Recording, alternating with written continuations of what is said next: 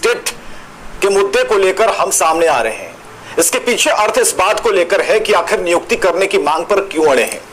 और पहले विज्ञापन जो इस वक्त हमारे हाथों में है, विज्ञापन की जो कॉपियां है, तकरीबन 8 पन्ने का ये विज्ञापन है जो हमारे हाथों में है। इस बात को लेकर जो अभ्यर्थी हैं वो सामने हैं। वो कह रहे हैं कि इस विज्ञापन में आपने वो बातें नहीं लिखी, आपने जो रास्ता सुझाया उस रास्ते पर हम चले। जब नियुक्ति की बारी आई तो आपने कहा कि मेरिट लिस्ट भी होता है।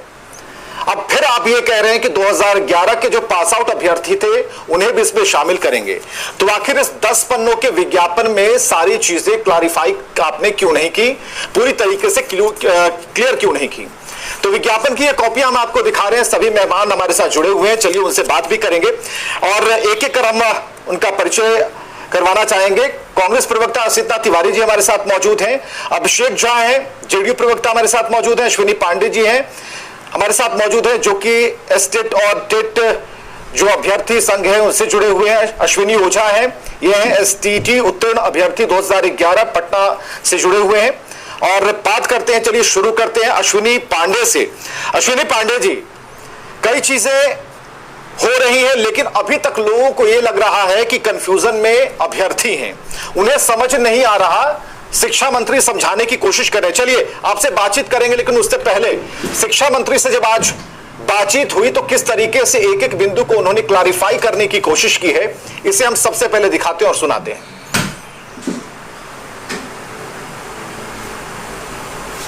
सातवें चरण की जो रिक्तियां प्रकाशित होंगी उसमें 2011 वाले भी आवेदन डाल सकते हैं। और आप जो कह रहे हैं कि वो 2011 वाले नियुक्ति के इंतजार में है, आपको तो पता होना चाहिए कि वो इंतजार अब छोड़ चुके थे, वो निराश हो चुके थे। और ये हम लोगों की सरकार ने फैसला लेकर उनको फिर से मौका देने की व्यवस्था की है। फिर से लाइफ टाइम वैलिडिटी मान्यता प्रदान करके उनके सर्टिफिकेट को जिंदा रखा है, पात्रता परीक्षा पास करने का। और अगर उनकी उम्र सीमा बची है तो निश्चित रूप से वो अप्लाई कर सकते हैं। चलिए, मंत्री जी की बात आपने सुनी, उन्होंने कहा कि एक मौका हमने दिया है 2011 वालों को भी। ये तो अच्छा है कि हमारी सरकार ने कुछ बेहतर सोचा है। इसके अलावा जो एसटीटी अभ्यर्थी हैं उनकी बात जो टेलीफोनिक तरीके से की गई है संजय जी से, जो कि सचिव स्तर के अधिकारी हैं, उनसे जो बातचीत हुई उसके एक अंश को हम आपको सुना रहे हैं।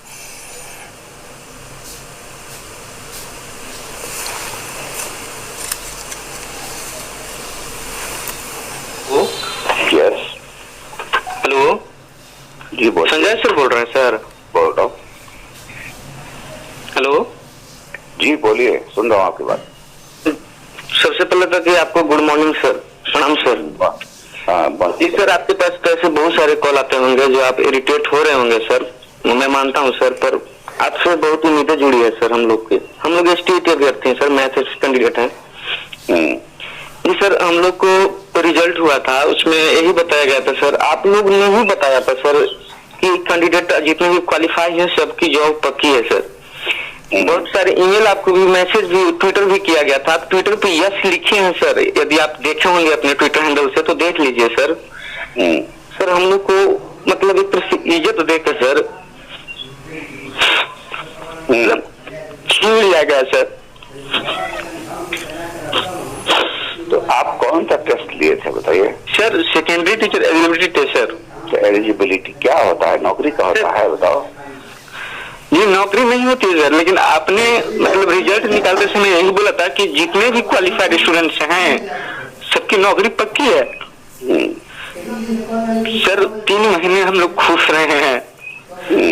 हम लोग को बहुत सारे रिलेटिव गार्जियन सर लोग जानते हैं कि इन लोग को नौकरी मिलेगी आज के डेट में सर। मतलब नौकरी तो गई, इज्जत प्रतिशत जो भी हो, मतलब सर एक स्टूडेंट्स के लिए जो भी हो वो छीन गया है सर। मतलब क्या गलती हम लोग किए हैं सर कि मतलब इस तरह से। मैं तो यही बताना चाहता हूँ सर कि किसी का निगेटिव में -37 -31 आता है, किसी का 140-45 आता है नंबर सर। नॉर्मलाइजेशन सर इतना ठीक है, नॉर्मलाइजेशन में किसी का जाता है किसी का कम होता है सर। आप देख लीजिए आप सोशल साइंस में भी उठा के देख लीजिए सर, एक लड़का 2 लड़का का कैटेगरी सेम है सर, जबकि बढ़ वाले को रिजल्ट नहीं हुआ है सर, छोट वाले को रिजल्ट हुआ है सर। छोट वाला का नंबर कम है सर, बढ़ वाला का ज्यादा है सर, दोनों दिव्यांग है सर। ऐसे कैसे हो सकता है सर? तो ये तो देखना पड़ेगा। नहीं सर, रिजल्ट हम लोग नहीं निकाले हैं, तो बिहार स्कूल एग्जामिनेशन बोर्ड ने निकाला है रिजल्ट। जी सर, तो आप ट्विटर हैंडल से आप देखिए सर, आप मतलब जांच के विषय है सर। आप देखिए 2 कैंडिडेट है सर, दोनों एक बड़े है, एक 79 है समथिंग का इसका एज है और एक का 89 है सर समथिंग, मतलब 94-89 शायद है या कुछ। आप देखिए उसमें दोनों मतलब विकलांग ही हैं, दोनों का कैटेगरी सेम है, दोनों का सब्जेक्ट सेम है। एक का 86 एक का 83 है, 83 वाला को नौकरी हो जाती है सर, 86 वाला को नौकरी नॉट इन मेरिट। कहाँ किसी को नौकरी हुई है? जी सर, आप अब नॉट इन मेरिट लिस्ट हुआ है तो वो तो नहीं है ना। अब जो मेरिट लिस्ट में है उसका रैंक शो कर दिया तो उसका यानी कि नौकरी है ना सर आपके थ्रू से। आप जिस हिसाब से परसों के डेट में आप बोले हैं कि जिसको मतलब मेरिट लिस्ट में है उन लोग को बहाल किया जाएगा। कहाँ बोले हैं जी? आप लोग को तो आप बोले 7वें चरण में उन लोग को मौका मिलेगा, और जो नॉट इन मेरिट लिस्ट में मिलेगा, एकदम मौका मिलेगा। तो सर हम लोग को क्यों नहीं सर? हम लोग नॉट इन मेरिट लिस्ट में है, हम लोग मतलब पिछली बार आप 12 मार्च को उठा के देखिए ना सर। आप क्वालिफाइड हैं कि नहीं है? जी जरूर क्वालिफाइड है हम सर। हाँ तो ठीक है, आपको मौका मिलेगा, एकदम मिलेगा। लेकिन नॉट इन मेरिट लिस्ट में है सर। कोई बात नहीं, मौका मिलेगा इसके। जी सर, जरूर मिलना चाहिए सर। इज्जत चलिए, अमर राठौर रो रहे हैं, बिलख रहे हैं इस बात को लेकर कि 3 महीने तक जहां जहां खुशियां बांटी, मिठाइयां बांटी, आज इस दोराहे पर किसने खड़ा किया? कंफ्यूजन में आप बताइए कौन है? सवाल तो जायज है। हमारे साथ अश्विनी पांडे हैं, जरा अश्विनी पांडे समझा पाइएगा, संजय कुमार किस बिना पर, किस आधार पर यह कह रहे हैं कि आप क्वालिफाइड हैं लेकिन अगर मेरिट में नहीं है तो कोई दिक्कत नहीं है, सब कुछ हो जाएगा? आखिर क्या आधार है इसका? बरगला क्यों रहे हैं?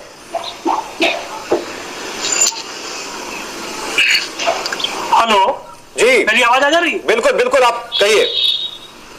जी, सबसे बड़ी बात यहाँ पे ये है कि ये स्टेट को लेकर जो सारा कंफ्यूजन हुआ है वो बिहार विद्यालय परीक्षा समिति स्तर से हुआ है। चाहे वो अपर मुख्य सचिव संजय कुमार सर हो या फिर माननीय शिक्षा मंत्री जी हो, उनका जो भी बयान आ रहा है वो बीएसईबी के डाटा के आधार पे आ रहा है। इन लोगों को भी बीएसईबी गुमराह कर रहा है, हम अभ्यर्थियों के साथ साथ। बीएसईबी से हम लोग शुरू से ये मांग करते आए हैं कि जब आपने कहा कि सीट से कम लोग क्वालिफाई हैं तो सबकी नौकरी पक्की है, तो ये तो रिजल्ट बीएसईबी ने जारी किया था ना, बीएसईबी ने ये डाटा दिया होगा ये अपर मुख्य सचिव महोदय को और माननीय शिक्षा मंत्री जी को, उसी आधार पर वो लोग बोले होंगे। तो ये जितना भी कंफ्यूजन है वो बिहार विद्यालय परीक्षा समिति स्तर से है। हमारी मांग यही है सरकार से कि चाहे वो 2011 वाले हों, 2019 के मेरिट वाले हों या नॉन मेरिट वाले हों, जितने भी क्वालिफाई लोग हों सबकी बहाली हो। बिहार एक ऐसा राज्य है जिसमें लाखों की संख्या में शिक्षक के पद खाली हैं हाई स्कूलों में, लगभग 2.5 से 3 लाख पद खाली हैं प्रारंभिक स्कूलों में। सारे पंचायतों में हाई स्कूल और प्लस 2 खोला गया है, सारे बिना शिक्षक के चल रहे हैं, प्रारंभिक विद्यालयों के शिक्षक वहां पढ़ा रहे हैं। तो ये चटनी की तरह जो 5,000, 10,000, 20,000, 30,000 वैकेंसी निकाला जा रहा है, क्यों नहीं सारी वैकेंसी एक बार निकाली जा रही है? सारे क्वालिफाई अभ्यर्थियों का कल्याण हो जाएगा। तो कहीं ना कहीं सरकारी स्तर से ही ये हो रहा है और सारा कंफ्यूजन बिहार विद्यालय परीक्षा समिति स्तर से हुआ है। अगर इसमें 2011 वाले आते हैं, 2019 के मेरिट वाले, नॉन मेरिट वाले, सबका हो जाए तो अच्छा है। हम तो सरकार से मांग करेंगे कि सबकी बहाली कर दें, लेकिन नोटिफिकेशन का भी ख्याल रखा जाना चाहिए था। सारा कंफ्यूजन बिहार विद्यालय परीक्षा समितियों द्वारा उत्पन्न किया गया है। अभी भी मौका है, बिहार विद्यालय परीक्षा समिति सब्जेक्ट वाइज जितने लोग क्वालिफाई किए हैं सबका डाटा जारी करे। और कब बिहार बोर्ड ने गलत किया था? उस समय गलत किया था जब वो 12 मार्च को रिजल्ट जारी करते हैं, तब गलत डाटा दिया था कि अभी गलत डाटा है। ये संजय जी जिस राठौर नाम के अभ्यर्थी से बात कर रहे हैं उसका क्या मतलब है? उसे तो वो बरगला रहे हैं, कह सकते हैं कि फुसला रहे हैं कि तुम क्वालिफाई कर गए हो लेकिन मेरिट में नहीं हो, कोई बात नहीं है, हो जाएगा। आखिर इसका आधार क्या है? क्या समझ में आ रहा है? इसका आधार यही है कि जो कमेटी बनी थी, जो कमेटी ने लाइफ टाइम जो ये हम लोग को झुंझुना पकड़ाया है लाइफ टाइम वैलिडिटी का, उसी के आधार पर उन्होंने ये ऐसा आश्वासन दिया होगा कि आप फॉर्म भरने का अधिकारी हैं, चलिए फॉर्म भरेंगे, लेकिन गारंटी नहीं कि आप शिक्षक बन पाएंगे कि नहीं। लाइफ टाइम अभ्यर्थी रहेंगे, इसकी गारंटी है, ऐसा अभ्यर्थियों को समझ में आ रहा है। और कल ही जब इस पर चर्चा हुई थी तो उन्होंने कहा था कि जो लाइफ टाइम कूपन है उससे काम नहीं चलेगा, फुल रिचार्ज करना पड़ेगा, यानी कि नौकरी देनी होगी अगर आपने कहा। और जो ये विज्ञापन की कॉपी है हमारे हाथ में, हम बराबर इसे दिखा रहे हैं, इस विज्ञापन की कॉपी का अर्थ ये इस बात को लेकर है कि इसमें कहीं भी उन बातों का, मेरिट की वाली बातों का कहीं भी कोई अंश नहीं दिखता है, अगर इसके 10 पन्नों को आप पढ़ेंगे तो। चलिए इसे साइड में रखते हैं, जरा अभिषेक इसका जवाब दें जो अभी अश्विनी पांडे कहना चाह रहे हैं आपसे, उसे समझ पाए आप? नहीं, हम तो सारी चीजों को समझ पा रहे हैं।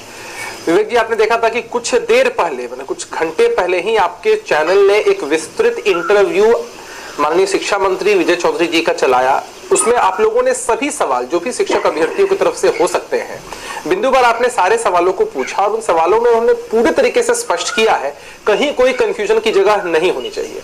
आपने अभी एक ऑडियो क्लिप भी चलाई, जब विभाग की तरफ से यह कहा जा रहा है कि जो भी लोग पात्र हो चुके हैं, जिन लोगों ने भी परीक्षा क्वालिफाई कर ली है, अब तो नियोजन इकाइयों में जैसे जैसे रिक्तियां आएंगी, आप भी विज्ञापन दिखा रहे हैं, उनमें ये लोग अप्लाई करेंगे और अप्लाई करने के बाद वहां के मेरिट लिस्ट के हिसाब से उनकी नियुक्ति हो जाएगी। तो उसमें कंफ्यूजन कहाँ है? जब ये पात्रता परीक्षा है। ठीक है अश्विनी पांडे, मैं मौन हो जाता हूं। अश्विनी पांडे, अभिषेक झा आपके पास है, हम आप दोनों को स्क्रीन पर ला रहे हैं, आप दोनों को स्क्रीन पर ला रहे हैं, क्योंकि जरूरी है कि सरकार कंफ्यूजन में है या फिर अभ्यर्थी कंफ्यूजन में है। आप लोग जरा दूर कर लीजिए, थोड़ा वक्त हम आपको दे रहे हैं, स्क्रीन पर आइए दोनों। अभिषेक जी से एक अनुरोध है। अभिषेक जी से पिछले डिबेट में मैंने चर्चा किया था, शिक्षा मंत्री जी का अभी जो फाइट चला उसमें उन्होंने क्या कहा है कि आपको लाइफ टाइम की वैलिडिटी दी जाती है बशर्ते कि आपका उम्र बचा हो। 2011 से जो बहाली चल रहा है 2021 तक कंप्लीट नहीं हुआ, एक दशक लग गया। तो हम लोग अगर 21 वाले हैं, 2019 का जो है 21 में रिजल्ट आता है, तो हमारा तो बहाली 41 तक नहीं होगा, जो वर्तमान प्रोसेस है।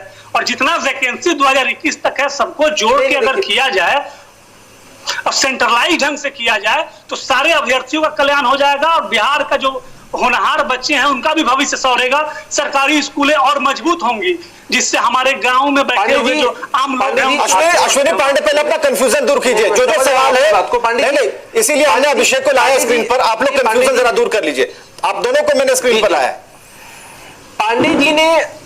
पांडे जी ने जो सवाल किए, पांडे जी, सरकार की मंशा आप लोगों को लेकर, शिक्षकों को बिहार की सरकार की और पूरे समाज की संपत्ति मानकर बिहार की सरकार की मंशा एकदम स्पष्ट है कि हम आपके साथ हैं।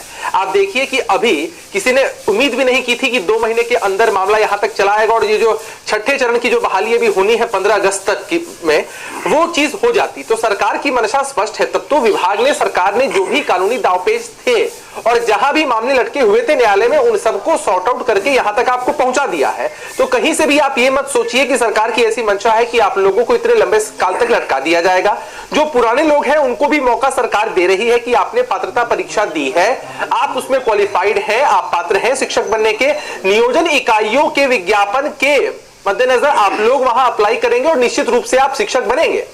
देखिए, ये कोई प्रक्रिया ऐसी तो है नहीं कि अभी 37,440 वैकेंसीज निकली और उसके बाद कभी निकलेगी ही नहीं। 37,440 के बाद भी वैकेंसीज निकलेगी और मौका निश्चित रूप से, कि लाइफ टाइम मौका देने का सीधा मतलब है ना कि लगातार बिंदुवार तरीके से रिक्तियां निकलती चली जाएंगी और आप लोगों को नौकरियां मिलने लग जाएंगी। एक मिनट अनुरोध आपसे ये है, हम ये कहना चाहते हैं कि ये बहाली जब 2021 तक हो रही है, 2019 का नोटिफिकेशन है और 21 में आके आप इसमें संशोधन कर रहे हैं, तो हम अभ्यर्थियों के पक्ष में क्यों नहीं ये संशोधन हो रहा है कि 2021 तक की सारी रिक्तियां अगर जुड़ जाएं तो ना ये आंदोलन होगा ना कुछ होगा, आपकी और वाहवाही होगी कि सारे लोगों को नौकरी मिल गई। ये चरणबद्ध तरीके से जो धीरे धीरे चटनी चटाया जाता है हम लोगों को, और जो हम लोग स्ट्रेस से गुजरते हैं, काइंडली आप एक युवा हैं, एक अभ्यर्थी बन के सोचिए कि कितनी समस्याओं से गुजरना पड़ता है। अश्विनी पांडे जी, देखिए, आप लोगों की जो संवेदना है, अभी चैनल पर चल ही रहा था कि आप लोगों के मन में कंफ्यूजन हुआ कि नियुक्तियां हो चुकी हैं, लोगों ने मिठाइयां बांटी। मैं आपकी संवेदना को समझ सकता हूं, सरकार आपके साथ है, हम लोग आपके साथ हैं। अब सरकार के काम करने का एक तरीका होता है, जितने विभाग होते हैं उनके काम करने का एक तरीका होता है। शिक्षा मंत्री जी ने और जो अपर मुख्य सचिव है संजय कुमार जी ने, उन लोगों ने इस चीज को बहुत अच्छे से क्लैरिफाई किया है कि आपको जरा भी धैर्य खोने की आवश्यकता नहीं है। जैसे पहले फेज में, जैसे छठे चरण की नियुक्तियां होनी है, फिर 7वें की होनी है, उसमें भी सबको मौका मिलने वाला है। आप थोड़ा धैर्य रखिए, मैं आपसे यही आग्रह कर रहा हूं। मैं जनता दल यूनाइटेड का प्रवक्ता होने के नाते भी नहीं, एक आम इंसान होने के नाते भी आपसे यह आग्रह कर रहा हूं कि आप जरा भी बेचैन नहीं हो, आप सरकार पर भरोसा रखें। धीरे धीरे करके सभी नियुक्तियां होंगी, रिक्तियां निकल रही हैं, बिंदुवार तरीके से आप लोग अप्लाई करेंगे, सभी नियोजन इकाइयों की सवाल तो विज्ञापन निकले। 3 सवाल पांडे कर रहे हैं, नहीं सटीक पॉइंट टू पॉइंट जवाब दे। अभिषेक जी, ये धीरे धीरे वाला प्रोसेस बड़ा कष्टकारी होता है हम अभ्यर्थियों के लिए, हमारे परिवार वालों के लिए। और शिक्षा मंत्री जी ने कहा, आपने सुना, उम्र बचा हो तब। ये धीरे धीरे के चक्कर में कहीं उम्र ना निकल जाए और हम लोग कहीं के ना रह जाए, यही डर सता रहा है हम लोग को। नहीं अश्विनी जी, उसके लिए नहीं, आपको धैर्य रखिए, उम्र निकलने जैसी कोई भी स्थिति नहीं होगी। सवाल में भी पूछा गया था शिक्षा मंत्री जी से कि छठे चरण के बाद 7वें चरण का कब होगा, उन्होंने बताया कि हम लोग उसके लिए भी अविलंब आगे प्रयास करेंगे। देखिए, हमारा जो लक्ष्य है वो सिर्फ आपको नौकरी तक पहुंचाना ही नहीं, आप कैसे नौकरी में आए, उसके बाद आप विद्यालय में जाकर अपना योगदान दें, वहां पर अभिषेक समाज का ये लक्ष्य नहीं दिख रहा हमारे, बात करते हैं। असित, ये लक्ष्य जो सरकार ने रखा वो समझ में आ रहा है आपके? अभ्यर्थी बनकर जरा सोचिएगा, 2011 वाला तो 21 जून को एक्सपायर कर गया जी। आखिर इसके पीछे नहीं समझ चला जो है तो छाछ फूंक के पिएगा ना। चलिए, अभिषेक जी ने पहले ही बता दिया कि इनको नहीं समझ में आएगा। समझदारी का आखिरी ठेका लेके जदयू वाले पैदा होते हैं और समझदारी के साथ विपक्ष में है ना। सुन लीजिए, विपक्ष में है ना, वो तकनीकी पक्ष जान लीजिए विवेक जी, जो ना सरकार बता रही है ना पांडे जी जो शिक्षक अभ्यर्थी है वो ठीक से बता पा रहे हैं। पहला तकनीकी पक्ष ये है कि लाइफ टाइम वैलिडिटी जो है ये बकवास बात है। नौकरी पाने की एक उम्र सीमा होती है, आप उस वैकेंसी में पढ़ लीजिए 37 साल 40 साल, इससे ज्यादा आपकी उम्र हो गई तो आपके स्टेट रिजल्ट किसी काम का नहीं है, उसको घूरा में रख के ताप जाइए, क्योंकि एक उम्र के साथ ही आपको नौकरी मिलती है। तो लाइफ टाइम वैलिडिटी से ज्यादा बकवास बात कोई नहीं कर सकता है, भाजपा और जदयू वाले ही कर सकते हैं, लाइफ टाइम वैलिडिटी नहीं। अब दूसरा तकनीकी पक्ष क्या है कि विज्ञापन के सापेक्ष नियुक्ति ही वैध होती है। यह जो विज्ञापन आया है 2019 के दिसंबर तक रिक्त पदों के लिए परीक्षा आयोजित की जाएगी, और 2019 के दिसंबर तक के रिक्त पदों के लिए परीक्षा आयोजित की गई और उसके परिणाम आए, उसमें जो पास आउट हुए उन्हीं की नियुक्ति इसमें वैध मानी जाएगी। 2011 वालों को इसमें शामिल कीजिएगा तो इस विज्ञापन के सापेक्ष नियुक्ति नहीं होगी, वो नियुक्ति मानी जाएगी अवैध। और बाय द वे, कोई आदमी कोर्ट में चला गया तो उन बेचारों की मिली नौकरी भी चली जाएगी, क्योंकि वो उस विज्ञापन का हिस्सा ही नहीं है। ये एग्जाम जो कंडक्ट हुआ वो उस विज्ञापन के सापेक्ष में हुआ जिसमें स्पष्ट लिखा हुआ है कि दिसंबर 2019 तक खाली पड़े पदों के लिए। तो ये एक तकनीकी पक्ष है जिसको ना सरकार बता रही है ना ये शिक्षक बता रहे हैं। दूसरा तकनीकी पक्ष, उम्र होती है, उम्र सीमा होती है, उसके बाद वो लाइफ टाइम वैलिडिटी, बकवास की बातें हैं। तो इन दोनों बातों को समझिए। सरकार जानबूझ के चाह रही है कि मामला कोर्ट में जाए, लिंगर ऑन हो और उसे नियुक्ति ना करनी पड़े। 2011 के जो बाकी लोग बचे हुए हैं, सरकार को चाहिए था, मेरा सुझाव है, हम नासमझ लोगों का, समझदार लोग तो बैठे हुए हैं जो सारा मामला कोर्ट में लटका देते हैं, मुझ जैसे नासमझ का सुझाव है कि 2011 के जो लोग बाकी बच गए हैं उनके लिए अलग से एक विज्ञापन लाया जाए, अलग से विज्ञापन लाके उनको नियोजित किया जाए, वरना उनका नियोजन अवैध माना जाएगा, तय जानिए।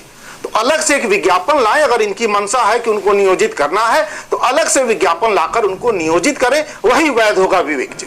चलिए, ये तो बात क्लियर है। अब ये बात जरा है कि लाइफ टाइम वैलिडिटी तो मानने के लिए अभ्यर्थी भी तैयार नहीं है, तो अभिषेक आप क्यों उन्हें झुंझुना पकड़ा रहे हैं?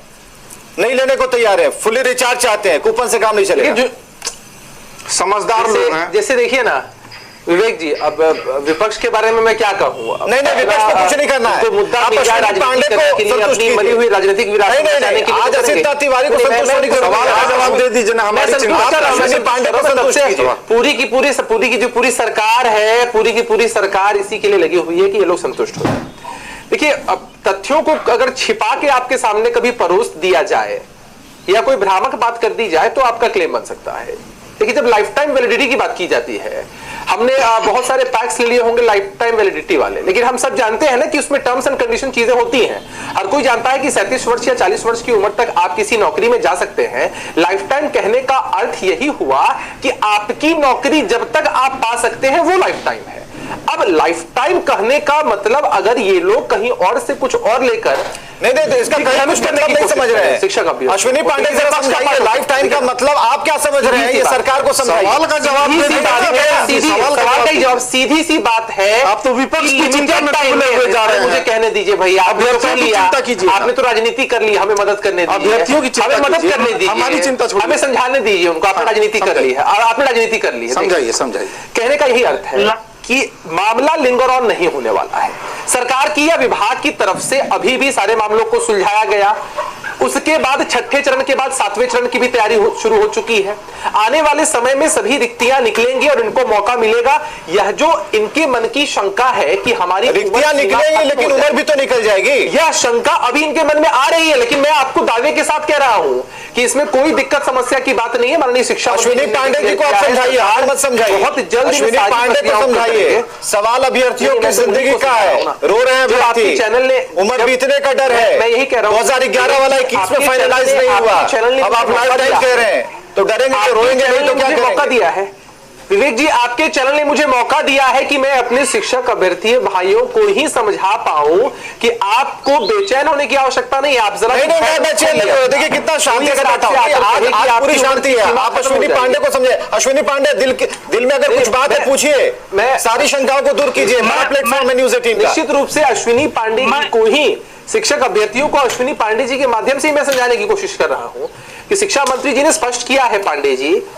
इस तरह से मामला निश्चित नहीं होगा। आप अपनी बात कहिए, युद्ध नजर लगाए, हो जाए, फंस जाए, मुझे ये कहना है, फंस जाए, लेकिन साफ सी बात है, आप चिंता मत करिए उस पर। शिक्षा मंत्री जी के बयान को हम लोगों ने सुना है। दिक्कत ये है सर कि ये जो आपने कहा ना कि धीरे धीरे और चरणबद्ध तरीके से, इन चरणबद्ध शब्द से डर लगता है। 2011 से 21 10 साल में जो बहाली पूरी नहीं हुई, बहुत सारे लोग हैं जो अपने उम्र के आखिरी पड़ाव पे ये एग्जाम क्वालिफाई किए हैं, और उनको अगर ये लाइफ टाइम वाला कूपन पकड़ाया जाएगा तो कहीं के नहीं रहेंगे, उनका उम्र खत्म हो जाएगा। और इसलिए हम लोगों की मांग है कि तुरंत इसकी बहाली की जाए और सभी अभ्यर्थियों को, जितने लोग क्वालिफाई हैं, सीट से कम लोग क्वालिफाई हैं। अश्विनी पांडे जी एक बात समझ लीजिए, एक बात आप मेरी समझ लीजिए, छोटी सी बात है। एक होता है कि संभावनाओं के आधार पर सशंकित होकर किसी रास्ते में नहीं चलना, और हो सकता है कि उसके बजाय गलत रास्ता चुन लेना। लेकिन संभावनाओं के आधार पर अभी जब सरकार ने सामने आकर, शिक्षा मंत्री जी हो, अपर मुख्य सचिव जी हो, उन्होंने जब सामने आकर अपना तरीका बता दिया कि हम किस तरह से आगे बढ़ने वाले हैं, तो संभावनाओं के आधार पर अगर कोई भी सशंकित होता है तो यह अच्छी बात नहीं है। तो संजय जी क्या समझा रहे थे? अभिषेक भाई है, उनको मैं यही बात कहना चाहता हूं। अभिषेक जी सशंकित होने का कारण ये है, 25 तारीख से हम लोग इस मुद्दे पे डिबेट में हैं। आप देखिए कि समय समय से शिक्षा मंत्री जी हों, अपर मुख्य सचिव महोदय हों, या बाकी अन्य अधिकारी या विभागीय जो भी लोग हैं,